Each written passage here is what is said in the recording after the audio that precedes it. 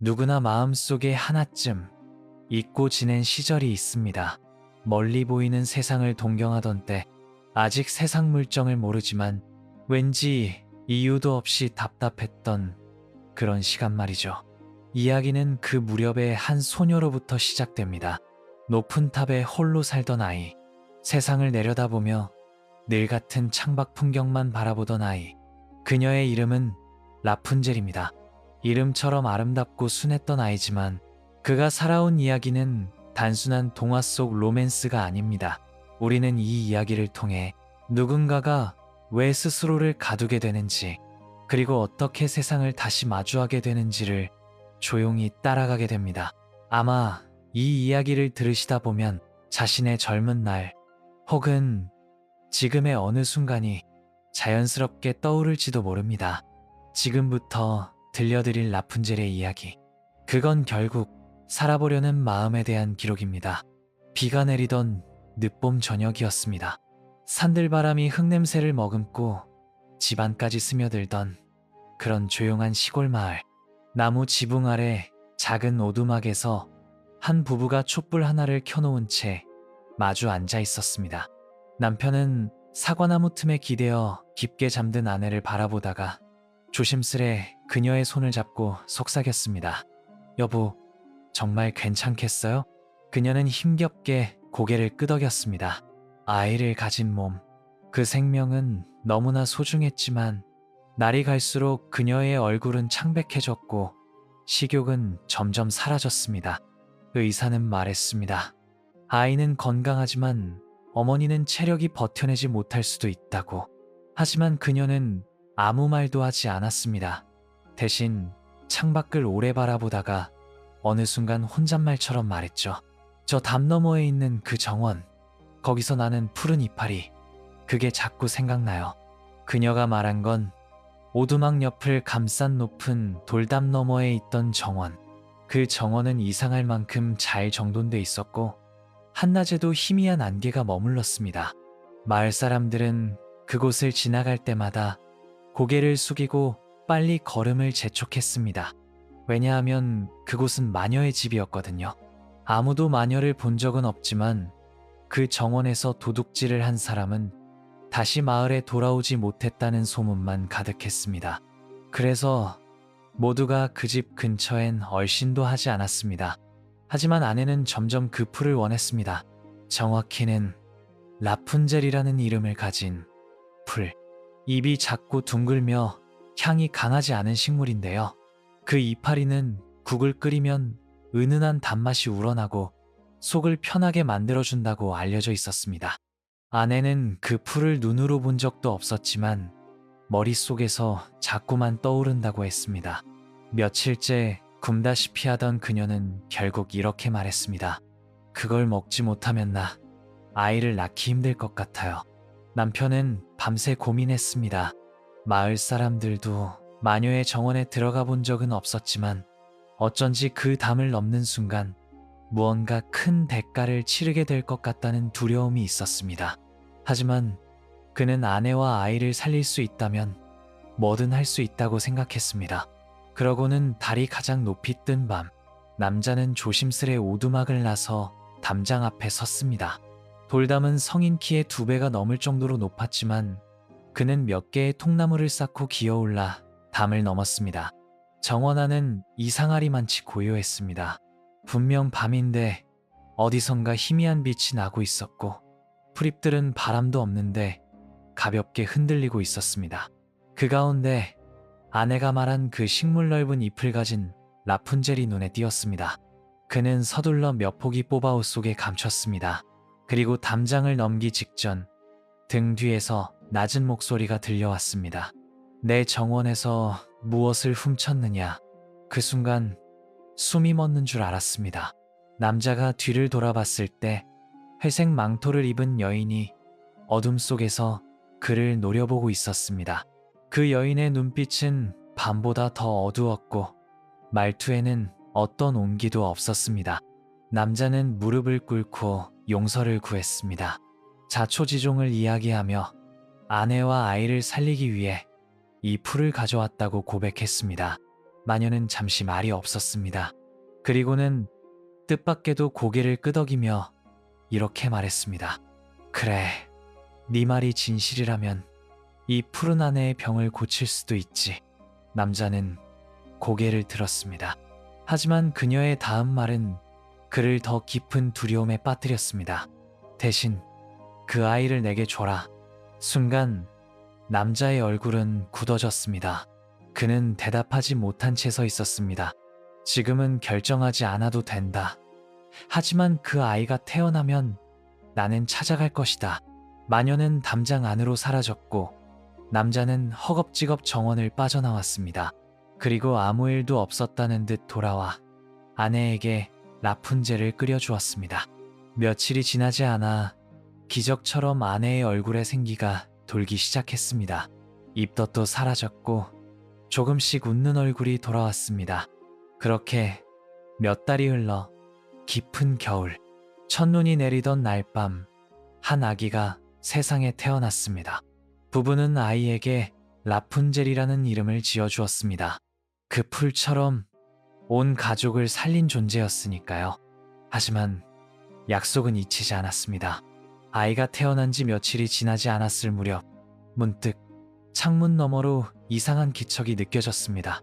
그리고 어느 날 밤 촛불이 꺼진 틈을 타 낯선 그림자가 방 안으로 들어왔습니다. 그림자는 조용히 아기의 곁으로 다가가더니 한 손으로 그녀를 감싸 안고 말했습니다. 약속대로 데려가겠다. 부부는 아무런 소리도 들을 수 없었습니다. 그녀는 그림자처럼 흔적도 없이 아이를 데려갔고 아침이 되었을 땐 아이의 흔적조차 남지 않았습니다. 세월은 흐릅니다. 산 깊은 곳, 사람의 발길이 닿지 않는 외딴 탑, 창문은 단 하나, 문은 없고 계단도 없습니다. 그 안에 긴 머리를 가진 소녀가 홀로 살고 있었습니다. 그녀는 자기가 왜 이곳에 있는지도 모르고 바깥 세상이 어떻게 생겼는지도 알지 못했습니다. 그녀의 이름은 라푼젤, 그리고 그녀의 머리카락은 땅까지 닿을 정도로 길고 길었습니다. 마녀는 매일같이 그 탑을 찾아와 외쳤습니다. 라푼젤, 라푼젤, 네 머리카락을 내려다오. 그러면 라푼젤은 창가로가 머리카락을 내렸습니다. 그 황금빛 머리카락은 줄처럼 뻗어 마녀는 그것을 타고 올라와 탑 안으로 들어오곤 했습니다. 이상한 건 마녀는 그 누구보다 친절했습니다. 따뜻한 수프를 끓여주고 노래를 가르쳐 주었고 매일같이 책을 읽어주었습니다. 하지만 단 한 가지 절대 금지된 것이 있었죠. 밖을 궁금해하지 마라. 라푼젤은 밖이 어떤지 물을 때마다 마녀는 차분한 말투로 경고했습니다. 세상은 위험하단다. 배신하고 아프게 하고 널 데려가려는 사람들로 가득하지. 이 탑이 네가 살아남을 수 있는 유일한 곳이야. 라푼젤은 고개를 끄덕였습니다. 그 말을 믿었습니다. 아니, 믿는 수밖에 없었습니다. 왜냐하면 그녀는 살아있는 동안 단 한 번도 다른 사람을 본 적이 없었으니까요. 하지만 아무리 순한 새라도 날개를 가진 이상 하늘을 그리워하게 됩니다. 그리고 어느 봄날, 나비떼가 탑 근처를 맴돌던 날, 그녀는 처음으로 이상한 생각을 하게 됩니다. 정말 저 밖에는 아무것도 없을까? 그 작은 의문이 머릿속 깊숙이 자리를 잡기 시작했습니다.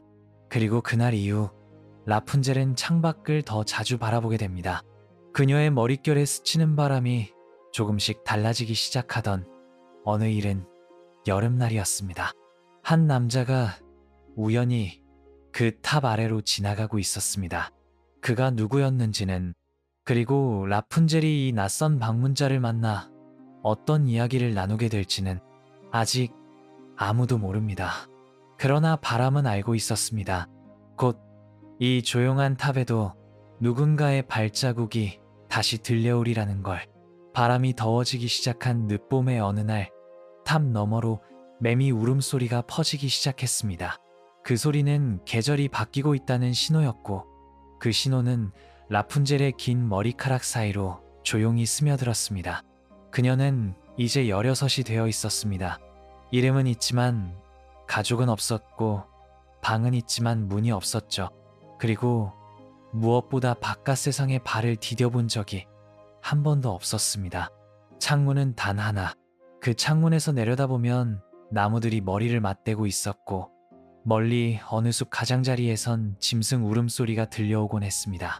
그녀는 그 울음이 무섭기도 했지만 어쩐지 그것이 세상의 진짜 소리 같다고 느꼈습니다.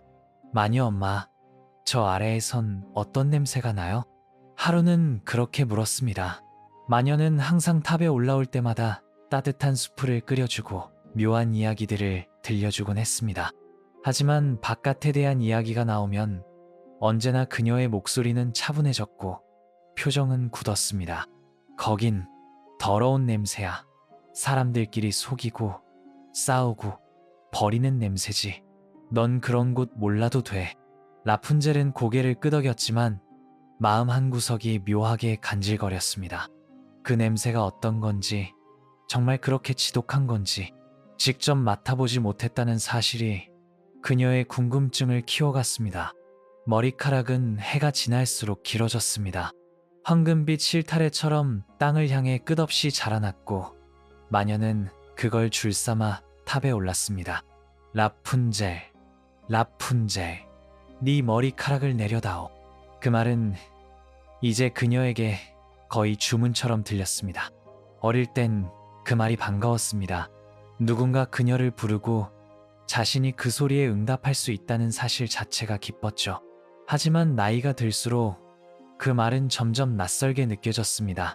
그녀가 세상과 닿을 수 있는 유일한 끈이 머리카락이라는 게 슬프게도 느껴지기 시작한 겁니다. 한밤중이었습니다. 달빛이 길게 들이운 탑 안, 라푼젤은 잠들지 못한 채 창가에 앉아 있었습니다. 그녀는 종종 혼잣말을 했고 그 혼잣말은 마치 자기 자신과 나누는 작은 인터뷰처럼 이어졌습니다. 나는 왜 이 탑에 있을까? 다른 사람들은 어떻게 사는 걸까? 그리고 내 진짜 엄마는 어떤 사람일까? 그 질문에 누가 대답해 줄 수 있을지 알 수 없었습니다. 마녀는 매일같이 자신을 사랑한다고 말했고 라푼젤도 그 말을 믿고 싶었습니다. 하지만 사랑이라는 게 꼭 이렇게 높은 탑에 가둬놓고 지켜야만 가능한 걸까? 그녀의 마음은 조금씩 흔들리고 있었습니다. 며칠 뒤 이상한 일이 벌어졌습니다. 라푼젤은 창문을 열고 노래를 부르고 있었습니다. 그녀의 목소리는 높지 않았지만 탑 안에서 매일 부르던 노래는 어쩐지 더 깊은 울림을 품고 있었습니다. 그러던 중 숲 아래 어딘가에서 무언가 툭 하고 부딪히는 소리가 났습니다. 깜짝 놀란 라푼젤은 몸을 웅크리고 창문 아래를 내려다봤지만 아무것도 보이지 않았습니다. 다만 숲 가장자리에서 검은 망토를 입은 누군가가 나뭇가지 사이로 모습을 감추는 듯한 그림자가 보였죠. 그녀는 순간 심장이 뛰었습니다. 그것은 마녀가 아닌 낯선 기척이었습니다. 그리고 그 낯설미 이상하게도 무섭지 않았습니다. 그날 밤 그녀는 잠자리에 들지 못했습니다. 한 번도 만난 적 없는 누군가가 자신을 보고 있었고 자신은 그걸 두려워하기보단 기대하고 있다는 사실을 처음 알게 되었습니다. 그 후로 며칠 동안 라푼젤은 일부러 더 자주 창문 앞에 섰습니다.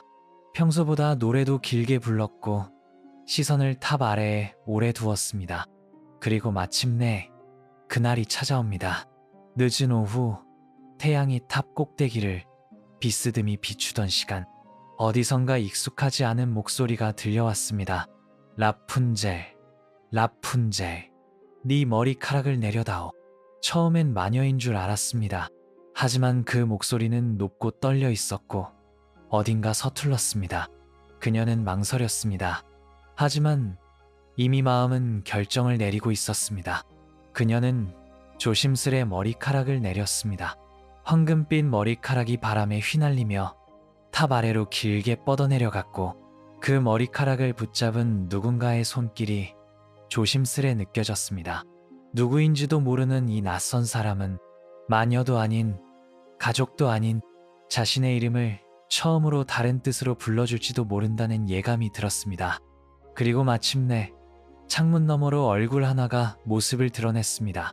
숨죽인 채 마주본 두 사람. 라푼젤의 눈은 조금씩 커졌고 그 남자는 눈앞의 장면에 놀라움을 감추지 못했습니다.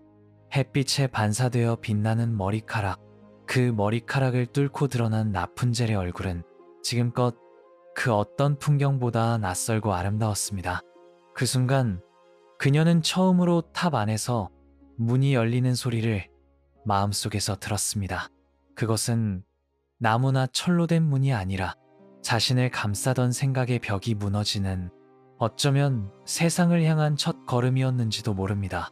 햇살이 눈부시게 내려앉은 오후였습니다.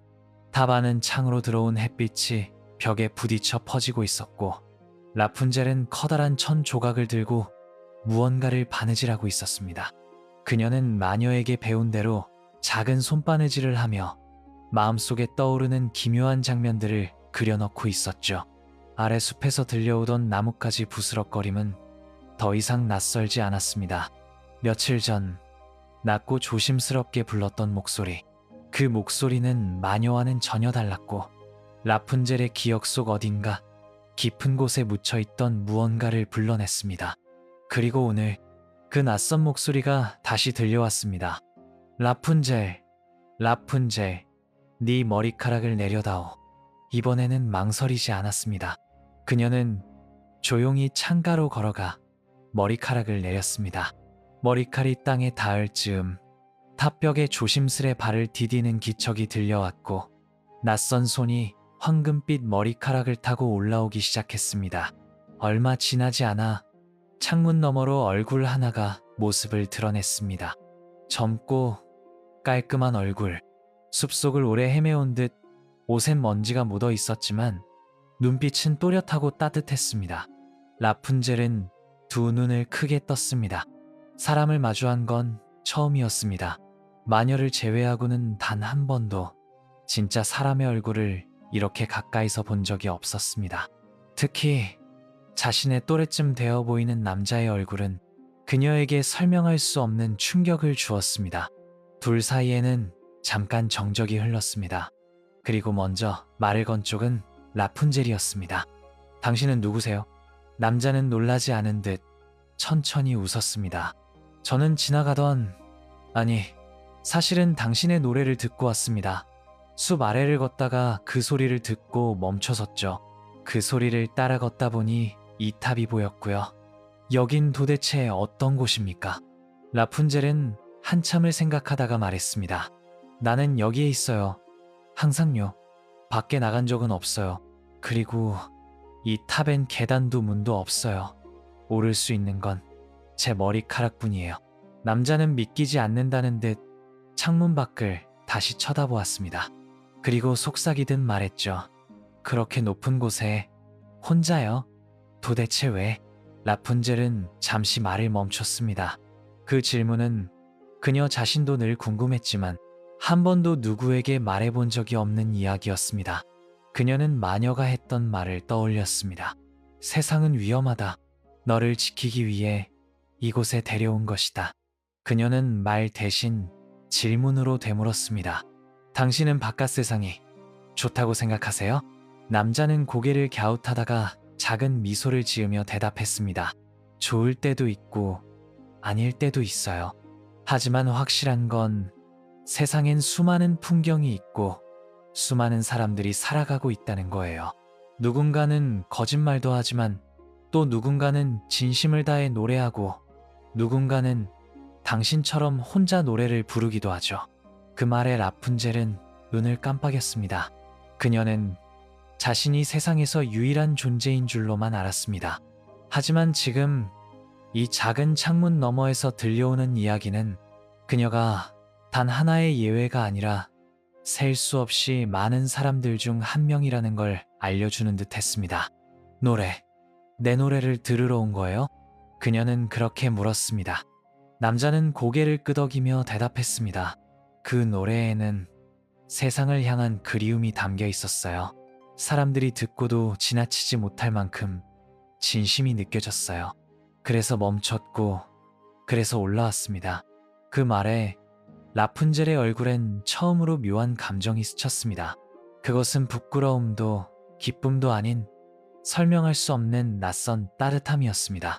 누군가 자신을 보기 위해 일부러 이 탑을 찾았고 그 이유가 노래 때문이라는 사실이 그녀에겐 지금까지 살면서 느껴본 적 없는 종류의 위안이었습니다. 그날 둘은 많은 이야기를 나누지 않았습니다. 라푼젤은 여전히 조심스러웠고 남자도 더 이상 묻지 않았습니다. 다만 탑을 떠나기 전 이렇게 말했습니다. 혹시 괜찮다면 다시 와도 될까요? 당신 이야기를 더 듣고 싶습니다. 라푼젤은 잠시 망설이다가 조용히 고개를 끄덕였습니다. 다음엔 진짜 제 얘기를 해드릴게요. 남자는 조심스럽게 머리카락을 타고 내려갔습니다. 그리고 땅에 발을 딛고 나서 조용히 손을 흔들었습니다. 라푼젤은 창가에 기대서서 한참 동안 그가 걸어가는 모습을 지켜봤습니다. 해가 서쪽으로 기울고 있었고 숲 그림자가 길게 늘어지고 있었지만 그녀의 마음속엔 작지만 분명한 빛 하나가 피어오르고 있었습니다. 그날 밤 라푼젤은 처음으로 이런 상상을 해보았습니다. 만약 저 남자처럼 나도 저 숲길을 걸어갈 수 있다면 내 노래는 어떤 세상으로 이어질까? 그 뒤로 한동안 그는 매일같이 찾아왔습니다. 숲속을 조심스레 지나 탑 아래 도착하면 어김없이 올려다보며 외쳤죠. 라푼젤, 라푼젤, 네 머리카락을 내려다오. 그리고 라푼젤은 어느새 익숙해진 손놀림으로 긴 머리카락을 창문 너머로 내려주었습니다. 낯선이었던 그 남자는 더 이상 낯설지 않았습니다. 그는 노래를 듣는 걸 좋아했고 바깥 세상의 이야기를 자주 들려주었습니다. 깊은 숲속의 정령전설, 시장에서 흥정하는 사람들 이야기, 비오는 날을 싫어하는 고양이 얘기까지 그 이야기들은 책에서 본 것과는 전혀 다른 느낌이었고 무엇보다 누군가 직접 살아본 이야기라는 게 달랐습니다. 라푼젤은 그의 목소리를 들을 때마다 자신이 지금껏 얼마나 많은 것을 모르고 살아왔는지를 깨닫곤 했습니다. 그래서 말이에요. 시장 한복판에서 갑자기 닭이 날아올랐는데 그게 하필이면 시장 아저씨 머리에 남자의 이야기에 그녀는 소리내 웃었습니다. 웃음이 터져나온 건 정말 오랜만이었습니다. 그 소리에 놀란 새 한 마리가 창문 아래로 날아오르다 숲으로 사라졌습니다. 그녀는 살며시 손으로 입을 가리며 속삭였습니다. 나 이런 이야기 좋아요. 남자는 잠시 말을 멈추고 그녀를 바라보았습니다. 그럼 라푼젤은 어떤 이야기를 좋아해요? 그 질문에 그녀는 한참 생각했습니다. 지금껏 자신이 좋아하는 것을 말해본 적이 없었습니다. 늘 누군가의 말에 맞춰서 누군가의 규칙 안에서만 살아왔으니까요. 그냥 그런 거요. 진짜 사람들 얘기. 그냥 숨쉬고 걷고 하루하루를 사는 사람들이요. 그 말에 남자는 조용히 웃었습니다. 그런 이야기는 세상에 정말 많아요. 그리고 그중 하나는 당신이 될 수도 있겠죠. 라푼젤은 그 말을 듣고 고개를 끄덕이다가 문득 조용해졌습니다. 그리고 처음으로 마녀에게조차 해보지 않았던 질문을 입 밖으로 꺼냈습니다. 저기요, 정말 궁금한 게 있어요. 세상에 나가면 뭘 먼저 해야 할까요? 그 말은 스스로도 놀랄 만큼 갑작스러웠고 하지만 동시에 아주 오래전부터 마음속에 준비되어 있던 질문이었습니다. 남자는 잠시 말이 없었습니다. 그가 잠깐 고개를 돌려 바깥 숲을 바라보다가 다시 라푼젤을 바라보며 조심스럽게 말했습니다. 처음엔 아무것도 하지 않아도 괜찮아요. 그냥 걷고 냄새 맡고 만지고 눈으로 보는 것만으로도 충분히 새로운 경험이 될 거예요. 그녀는 숨을 들이켰습니다. 숲의 냄새가 탑 안으로 살짝 스며들고 있었죠. 그건 마치 말없는 초대처럼 느껴졌습니다. 그날 이후 라푼젤은 탑 안을 다르게 보기 시작했습니다. 창문은 더 이상 하늘만 보는 틀이 아니었고 머리카락은 단순한 도구가 아니라 자신이 세상과 이어진 유일한 달이라는 걸 점점 더 자각하게 되었죠. 그리고 그녀의 행동도 달라지기 시작했습니다. 평소보다 창문을 자주 열어뒀고 바깥을 더 오래 바라보았으며 마녀가 탑에 오르지 않는 날이면 혼자 목소리를 내어 노래를 부르곤 했습니다. 그 노래는 더 이상 슬픈 노래가 아니었습니다. 어딘가로 가고 싶다는 바람을 담은 노래였고 그 바람은 노래를 듣는 이에게도 분명히 전달되고 있었습니다. 하지만 변화는 늘 조용히 시작되다가도 언젠가는 반드시 누군가의 눈에 띄게 되어 있습니다. 어느 날 저녁, 마녀는 예상보다 일찍 탑에 올라왔습니다. 라푼젤, 라푼젤, 네 머리카락을 내려다오. 그녀는 아무 생각 없이 머리카락을 내렸고 마녀가 올라와 안으로 들어오자 익숙한 냄새와 함께 싸늘한 기운이 퍼졌습니다. 마녀는 수프 냄비를 내려놓고 말했습니다. 요즘 노래가 바뀌었더구나. 슬픔이 덜하고 어딘가 설레는 소리가 들리더구나. 왜일까? 라푼젤은 대답하지 않았습니다. 하지만 그 침묵이야말로 마녀에게는 가장 큰 신호였습니다.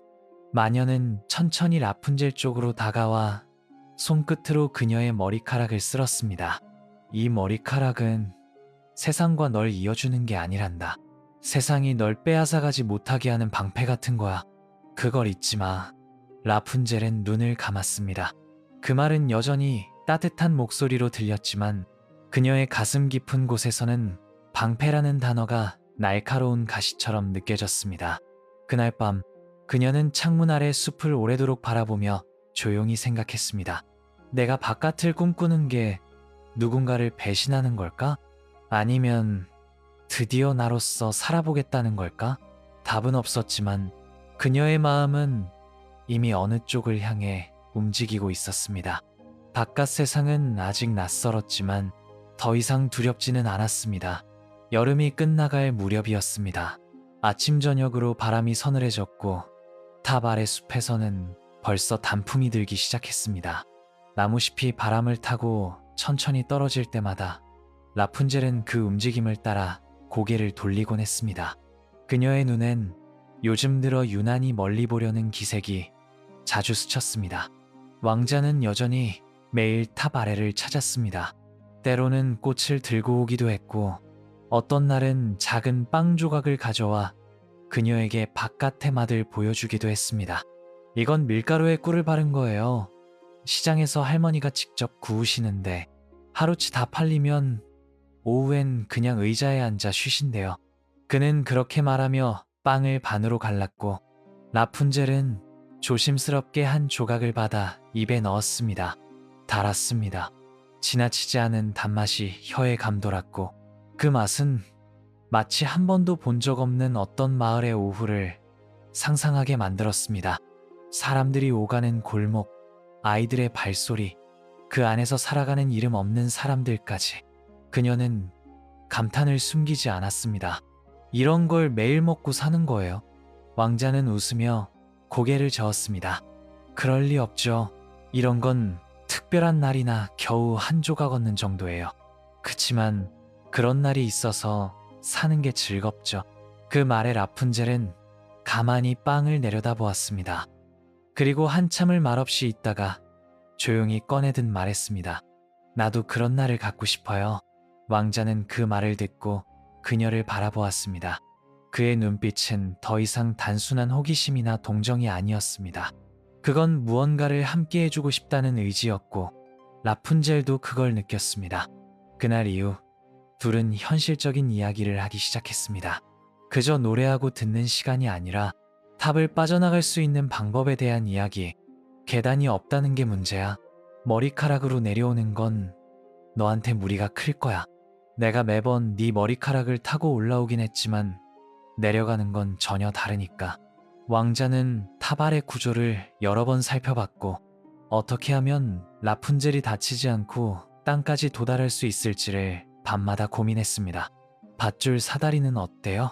그걸 만들 수 있는 재료가 이 안엔 없어요. 바느질 천밖에. 그 순간 왕자는 무언가를 떠올렸습니다. 그리고 조심스럽게 그녀를 바라보며 말했습니다. 네 머리카락 아주 길잖아. 혹시 말인데 그걸 써도 될까? 라푼젤은 놀란 얼굴로 왕자를 바라보다가 잠시 생각에 잠겼습니다. 지금껏 머리카락은 그저 마녀를 위해 존재하는 것이었습니다. 그걸 자르거나 다르게 쓰는 건 상상조차 해보지 않았습니다. 하지만 그 말이 무례하게 들리지는 않았습니다. 오히려 처음으로 자기 몸 일부를 자기 뜻대로 사용할 수 있다는 생각이 낯설게 다가왔습니다. 제가 자르면 마녀가 알아차릴 거예요. 왕자는 고개를 끄덕였습니다. 그럼 조금씩 모으자. 당장 탈출하지 않아도 돼. 조금씩 티 안 나게 잘라서 숨겨두면 나중에 밧줄로 엮을 수 있을 거야. 그녀는 작게 숨을 들이켰고 그 숨결 안에는 두려움과 설렘이 동시에 들어 있었습니다. 며칠 뒤 라푼젤은 마녀가 없는 밤 거울 앞에 섰습니다. 손에는 작고 낡은 가위 하나가 들려 있었고 거울 속에는 여전히 긴 머리카락을 가진 소녀가 자신을 바라보고 있었습니다. 그녀는 말없이 가위를 들고 머리카락 끝을 조금 잘랐습니다. 소리는 거의 나지 않았지만 그 조용한 첫 단추는 그녀 인생의 새로운 장을 여는 일이었습니다. 그날 이후 그녀는 매일 조금씩 머리카락을 잘라 1000조각으로 싸두었습니다.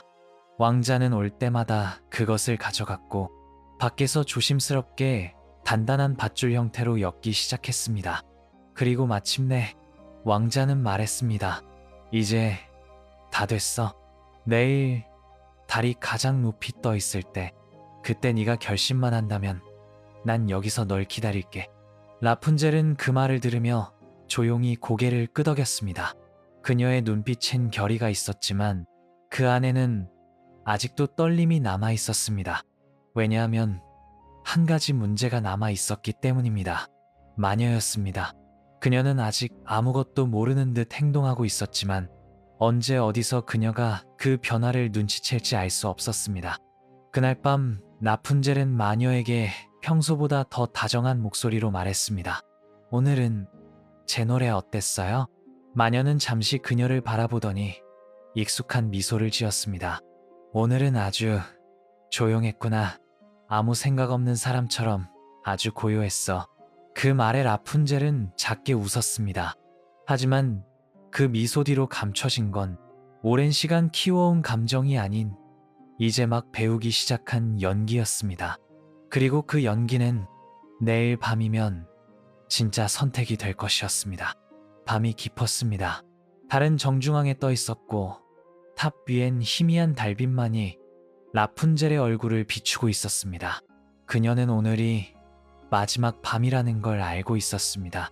이제 곧 탑 아래에서 익숙한 목소리가 자신을 부를 테고 자신은 그 부름에 따라 창밖으로 몸을 내밀게 될 겁니다. 이번엔 정말로 내려가는 거였죠. 손에는 자신이 며칠 동안 정성껏 감춰온 밧줄이 들려 있었습니다. 머리카락처럼 부드럽지만 단단했고 무게는 예상보다 훨씬 무거웠습니다. 이걸로 드디어 그녀는 창가에 서서 창문틀을 쓰다듬었습니다.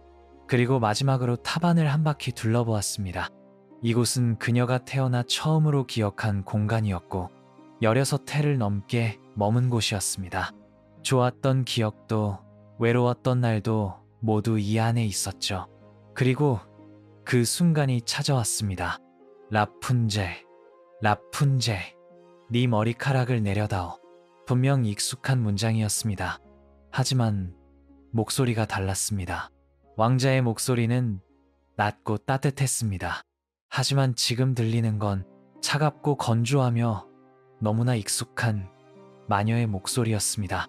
순간 라푼젤의 손에서 밧줄이 툭 떨어졌습니다. 그녀는 본능적으로 뒤를 돌아봤고 그곳에는 그녀가 결코 보고 싶지 않았던 그 인물이 서 있었습니다. 마녀는 창가 바로 안쪽에서 라푼젤을 바라보고 있었습니다.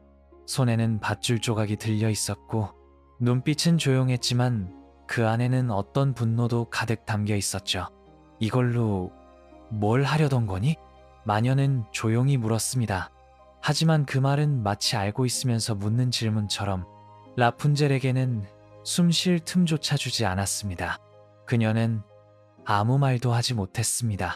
손은 가늘게 떨리고 있었고 눈은 마녀의 손에 들린 밧줄을 향해 꽂혀 있었습니다. 내가 그랬지. 세상은 널 속이고 너를 데려가려 할 거라고. 마녀는 천천히 라푼젤 앞으로 걸어왔습니다. 하지만 너는 날 속였구나. 넌 이제 더 이상 나를 필요로 하지 않는 거지. 라푼젤은 고개를 들지 못했습니다. 그녀는 마녀를 사랑했다고 믿어왔습니다. 그게 왜곡된 감정이었는지 지금에 와서야 조금씩 알게 되기 시작했지만 그럼에도 불구하고 이 순간 그녀의 마음은 무너지고 있었습니다. 마녀는 손끝으로 라푼젤의 머리카락을 잡아당겼습니다. 그리고 말했습니다. 이 머리카락은 나를 위한 달이었고 이 탑은 너를 지키는 울타리였어. 하지만 너는 그 모든 걸 배신했어. 그녀는 가위를 꺼내 들었습니다.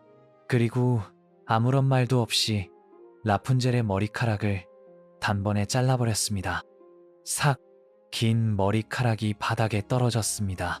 황금빛 실타래는 꿈처럼 바닥에 흩어졌고 라푼젤은 자신의 무릎을 껴안은 채 바닥에 주저앉았습니다. 그리고 마녀는 라푼젤을 끌어안지도 소리치지도 않았습니다. 다만 조용히 문 없는 탑의 바닥을 손으로 짚었습니다. 그러자 바닥이 열렸고 그 안엔 차가운 돌계단이 어둠 속으로 이어지고 있었습니다. 넌 이제 이 탑조차 가질 수 없어. 마녀는 라푼젤을 잡아 끌었습니다. 그녀는 아무 말도 없이 끌려갔고 계단 아래 어딘가로 어둠 속으로 사라졌습니다. 탑 안은 다시 조용해졌고 라푼젤의 숨결조차 사라진 그 공간엔 잘린 머리카락 한 다발만 남겨졌습니다. 그리고 조금 후 왕자가 도착했습니다. 라푼젤, 라푼젤, 네 머리카락을 내려다오. 탑 위에서 창문 너머로 익숙한 머리카락이 내려왔습니다. 그는 아무 의심 없이 그것을 붙잡고 위로 올라갔습니다. 하지만 창 안에 있었던 건 라푼젤이 아니었습니다. 마녀였습니다. 그녀는 왕자가 올라오자마자 그를 노려보며 차갑게 속삭였습니다. 정말 어리석은 소년이구나. 사랑? 자유? 그딴 걸 믿고 이 탑까지 왔단 말이지. 왕자는 눈앞의 상황을 이해하지 못한 채 뒤로 물러섰습니다. 하지만 마녀는 그의 손을 낚아채며 탑창 밖으로 힘껏 밀어버렸습니다. 이 탑은 누구의 것도 아니야. 그리고 라푼젤도 이제 내 것이 아니야. 왕자는 그대로 탑 아래로 떨어졌습니다. 숲의 나뭇가지가 그의 몸을 여기저기 찔렀고 돌틈에 얼굴을 부딪힌 순간 눈앞이 새하얘졌습니다. 잠시 뒤 그는 숨을 쉬었고 심장이 뛰고 있다는 걸 느꼈습니다. 하지만 눈을 떠도 아무것도 보이지 않았습니다. 왕자는 눈이 멀었습니다. 어둠 속에서 손을 뻗었고 무엇이 어디에 있는지 알 수 없었지만 그는 아주 조용한 목소리로 거의 혼잣말처럼 속삭였습니다. 라푼젤, 그 이름 하나만 그를 이 어둠 속에서 살아있게 만들었습니다. 한때는 숲이었습니다. 푸르고 다정하며 바람이 불면 잎이 노래를 부르던 곳이었죠. 하지만 이제 그 숲은 왕자에게 아무것도 보여주지 않았습니다. 그의 두 눈은 완전히 멀었습니다. 빛도 그림자도 색깔도 사라진 세계. 그는 그 안에서 스스로를 일으켜야 했습니다. 떨어진 직후 그는 죽지 않았다는 사실만으로도 믿기 힘들었습니다. 사방이 어두웠고 얼굴에는 상처가 가득했으며 몸은 여기저기 부러진 것처럼 아팠습니다. 하지만 그는 이를 악물고 일어섰습니다. 라푼젤은 어디에 있을까? 그 생각 하나만으로 그는 한 발 한 발 앞으로 걸었습니다. 그는 몇 날 며칠을 숲속에서 헤맸습니다. 아무것도 보이지 않는 상태로 나뭇가지를 더듬고 땅의 흙냄새를 맡으며 귀로 들리는 소리만을 따라 움직였습니다. 처음엔 수많은 돌뿌리에 걸려 넘어졌고 도랑에 빠지기도 했으며 짐승의 울음에 깜짝 놀라 멈춰서기도 했습니다. 하지만 시간이 흐르면서 그는 보이지 않아도 사는 법을 배워갔습니다. 그는 눈을 감고도 숲의 바람 소리를 듣고 방향을 구별했고 걸음을 세어가며 앞으로 나아갔습니다. 그리고 중얼거렸습니다. 매일같이 똑같은 말을. 라푼젤, 어디 있어요?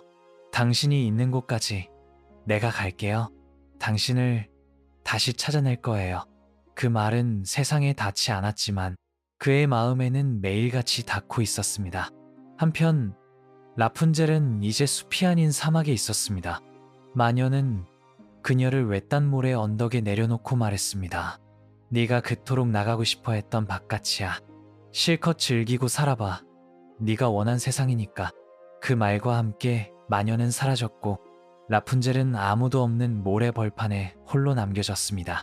주변에는 아무것도 없었습니다. 식물도 사람도 그림자조차 없었습니다. 해는 높고 땅은 뜨거웠으며 바람은 얼굴을 핥히듯 불어왔습니다. 처음 며칠은 울기만 했습니다. 혼자였고 물도 없었고 배도 고팠습니다. 하지만 어느 순간 그녀는 울음을 멈추고 눈을 떴습니다. 그리고 손끝으로 바닥을 짚으며 말했습니다. 여기서 살아야 해. 살아남아야 다시 만날 수 있어. 그녀는 뿌리 식물을 찾아 모래를 파냈고 밤이 되면 돌틈에 몸을 웅크리고 추위를 견뎠습니다. 버려진 천 조각을 모아 옷을 만들고 손가락에 물집이 잡히도록 햇빛을 막을 천막을 엮었습니다. 사막은 사람을 가만히 놔두지 않았지만 그녀도 가만히 당하고만 있진 않았습니다. 그리고 그 속에서도 라푼젤은 노래를 불렀습니다. 바람은 그녀의 노래를 멈추게 했지만 그녀는 입을 다물지 않았습니다. 그 노래는 누군가를 향한 메시지였고 자신이 아직 살아있다는 증거였습니다. 바람아, 혹시 그에게 닿을 수 있다면 내 목소리를 데려가줘. 그녀는 그렇게 매일 밤 달을 향해 노래했습니다. 한편 왕자는 어느 날 숲을 빠져나와 황량한 초지를 지나고 있었습니다. 발밑의 흙이 점점 거칠어졌고 바람은 모래 냄새를 실어 나르기 시작했습니다. 그리고 그 순간 어디선가 노래가 들렸습니다. 희미했지만 분명히 그녀의 목소리였습니다. 왕자는 숨을 멈췄습니다. 귀를 기울이고 방향을 바꾸어 발을 떼었습니다. 모래바람이 눈을 가리지 않아 다행이었습니다. 왜냐하면 그의 두 눈은 이미 아무것도 볼 수 없었기 때문입니다. 그는 그저 그 노래를 향해 걷고 또 걸었습니다. 목이 마르고 다리가 휘청거려도 그는 다시 일어나 그 목소리를 쫓았습니다. 그리고 마침내 해가 기울 무렵 그는 누군가의 손에 부딪혔습니다. 그 손은 작고 따뜻했고 그는 무릎을 꿇은 채 조용히 말했습니다. 라푼젤? 그녀는 깜짝 놀라 손을 움켜쥐고 말했습니다. 정말 당신이에요? 왕자는 눈을 감은 채 얼굴을 손으로 더듬었습니다. 그 손끝에 닿은 얼굴은 그리던 그대로였습니다. 그리고 라푼젤의 눈에서 눈물이 흘렀습니다. 그 눈물이 왕자의 얼굴에 닿는 순간 기적처럼 왕자는 조금씩 눈앞에 흐릿한 빛을 보기 시작했습니다. 처음엔 흐렸고 다음엔 모양이 보였고 그 다음엔 눈앞에 선 그녀가 보였습니다. 해가 사막 위로 낮게 걸쳐 있었고 그녀의 얼굴은 그 붉은 빛 속에서 또렷하게 드러났습니다. 왕자는 말했습니다. 당신이 나를 다시 보게 했군요. 라푼젤은 웃었습니다. 사막 바람이 불었고 이제는 더 이상 울타리도 탑도 마녀도 없었습니다. 이제 두 사람은 서로를 붙잡은 채 정말로 자신의 발로 다시 삶을 걸어가려 하고 있었습니다. 사막의 아침은 빠릅니다. 어제보다 조금 더 차가운 바람이 불었고 해가 떠오르기 전에 하늘은 희미한 보랏빛으로 물들고 있었습니다. 라푼젤은 왕자의 손을 잡고 일어섰습니다. 그의 두 눈은 이제 더 이상 어둠에 갇혀 있지 않았고 그녀의 눈빛은 더 이상 두려움에 머물지 않았습니다. 이들은 이제 한 명이 아니라 서로를 의지하며 살아갈 수 있는 우리가 되어 있었습니다. 왕자는 모래 위에 무릎을 꿇고 작은 낡은 병을 꺼냈습니다. 그 안엔 라푼젤이 사막에서 모아온 물이 들어 있었습니다. 그는 한 모금 마시고 남은 걸 그녀에게 건넸습니다. 우리는 이제 어디로 가야 할까요? 라푼젤은 수평선을 바라보며 조용히 대답했습니다. 먼저 나무가 있는 곳, 물이 흐르고 사람들이 노래를 부를 수 있는 곳. 왕자는 고개를 끄덕였습니다. 그들은 그렇게 사막을 떠났습니다. 처음 걷는 땅은 낯설었지만 이제 두려움은 더 이상 발목을 잡지 못했습니다. 며칠을 걸은 끝에 그들은 숲이 시작되는 가장자리에 다다랐습니다. 바람 냄새가 달라졌고 풀잎들이 흙을 덮으며 자라고 있었으며 그 속엔 작은 꽃들이 고개를 들고 있었죠. 그곳에 도착했을 때 라푼젤은 신발을 벗었습니다. 그녀는 맨발로 땅을 밟고 싶었습니다. 자신의 발로 걸어왔다는 것을 그 어떤 흔적보다도 분명히 남기고 싶었기 때문이었습니다. 왕자는 말없이 그녀를 바라보았고 그 눈빛엔 자랑스러움이 담겨 있었습니다. 이제 우리는 어디든 갈 수 있어요. 라푼젤의 말에 그는 대답했습니다. 이제부터가 진짜 삶이겠죠. 그 순간 숲속 어딘가에서 낯익은 기척이 스쳤습니다. 공기는 차가워졌고 바람은 이상하리만큼 조용해졌습니다.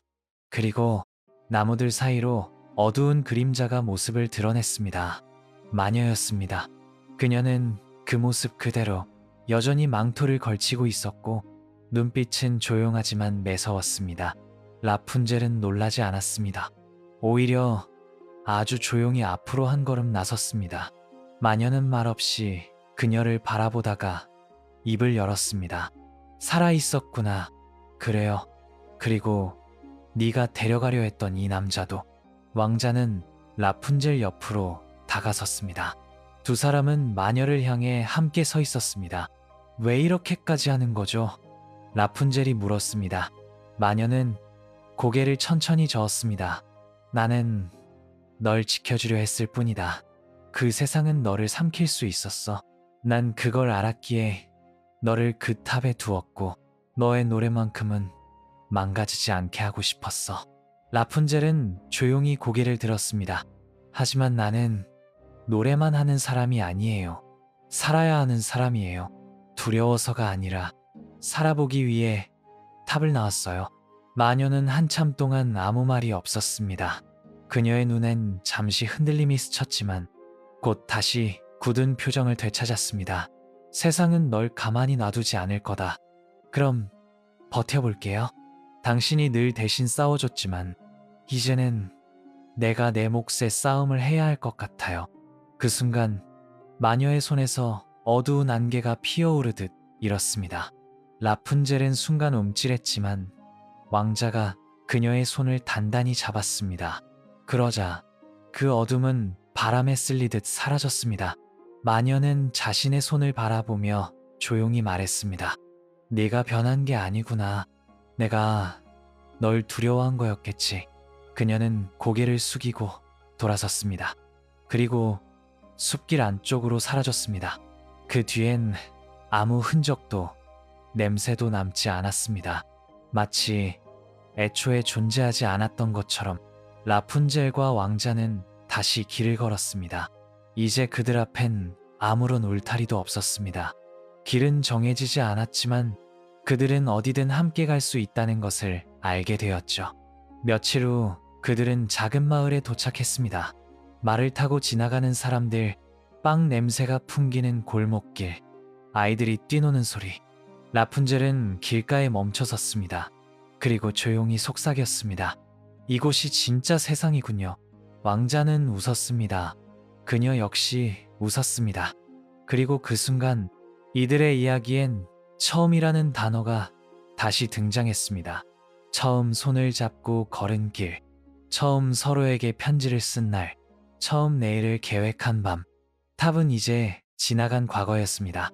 두려움의 상징이 아니라 자신이 어디서 왔는지를 기억하게 해주는 출발점으로 남겨졌죠. 왕국은 여전히 성을 중심으로 돌아가고 있었습니다. 성의 문은 높았고 그 앞 광장은 매일같이 사람들로 북적였죠. 왕자는 자신이 떠났던 곳으로 돌아왔습니다. 얼마나 많은 시간이 흘렀는지 그를 기억하는 이들도, 그가 없던 사이에 생겨난 이야기들도 함께 섞여 있었습니다.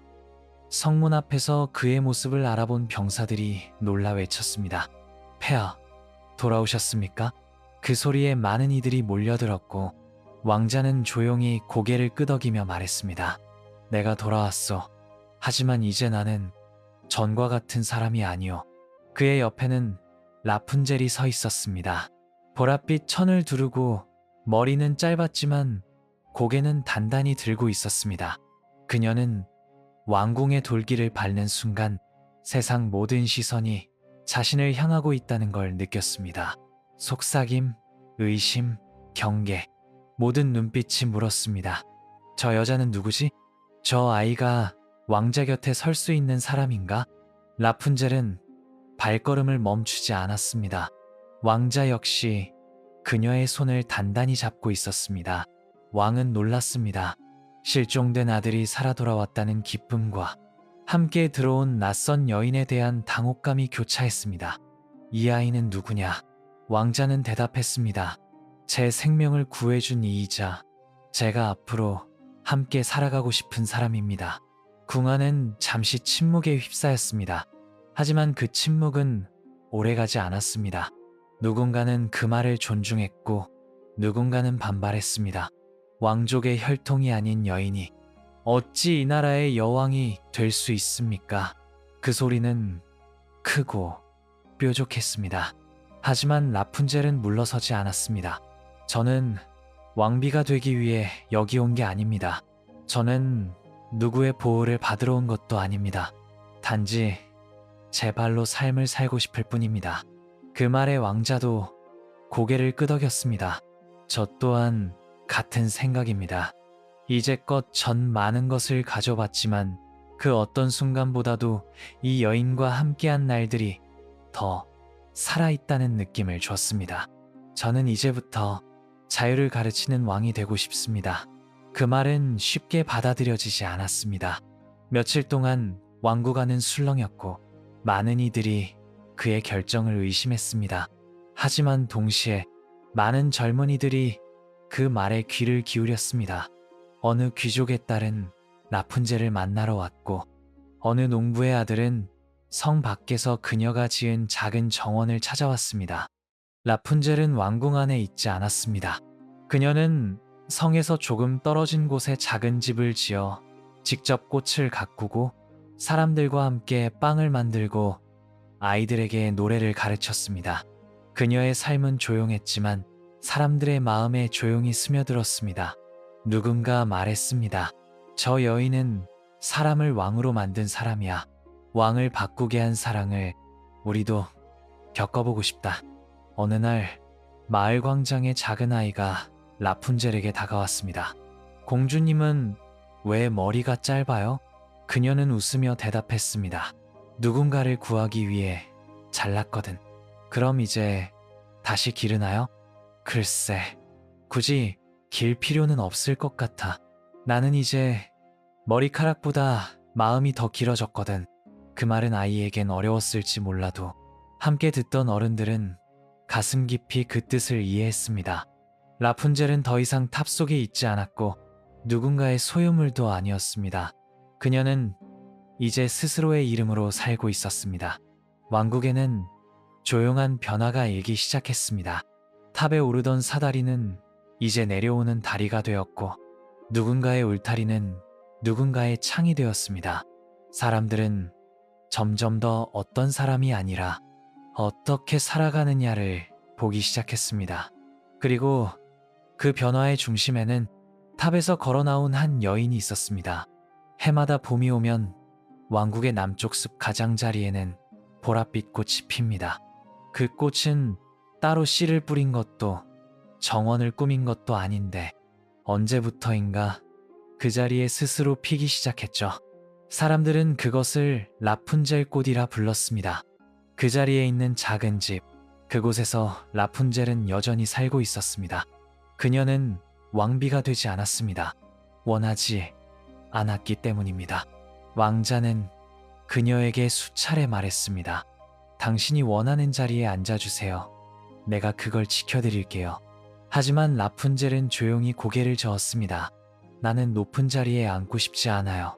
나는 그냥 누군가의 삶에 닿을 수 있는 사람이 되고 싶어요. 그래서 그녀는 마을에 살았습니다. 사람들과 똑같이 이른 아침에 일어나고 아이들과 노래를 부르고 겨울에는 추위를 함께 견디고 비가 오면 모두와 같은 우산을 썼습니다. 왕자는 자주 그 집을 찾았습니다. 그때마다 문 앞에서 묻곤 했죠. 오늘은 뭘 배우셨나요? 그러면 라푼젤은 웃으며 말했습니다. 오늘은 아이에게서 배웠어요. 슬프면 우는 것도 용기라는 걸요.